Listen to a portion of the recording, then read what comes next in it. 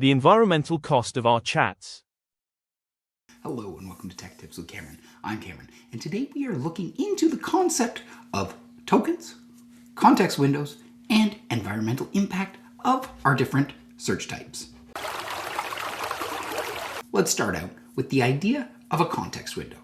What is a context window?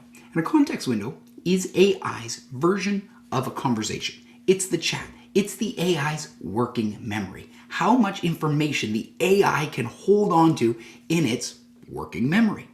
Now, what are tokens? That's how we measure how much can be held inside of the working memory. And in the HDSP, in our Education Pro accounts, we have context windows of 32,000 tokens. A token is about the size of a Lego brick. And 32,000 tokens is about 50 pages. Curious? Let's dive deeper. Think of a token as a word fragment, about the size of a Lego brick. 32,000 tokens means your digital desk is big enough to hold on to about 50 pages of text at once in a specific conversation. This means you could have it create a whole unit plan and weeks worth of lesson ideas. But be careful. The more papers you add, the oldest ones start slipping off the edge. When Gemini forgets what you said at the start of a conversation, it's because the paper fell off the desk to make room for your newest question. So we're just adding on and on and on and on. So, I remember. If you notice things are getting a little glitchy in the conversation, in the chat, just start a fresh chat and paste in a quick summary of what you've already figured out.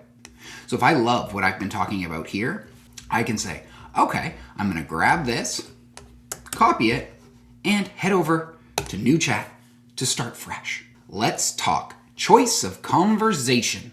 Fast mode is your sprinter. I'm ready for it. Use it for the small stuff. Brainstorming 5 hooks for a science lesson or drafting a quick parent update. It's instant, snappy, and gets the job done. We have unlimited fast prompts with our Google for Education Plus accounts.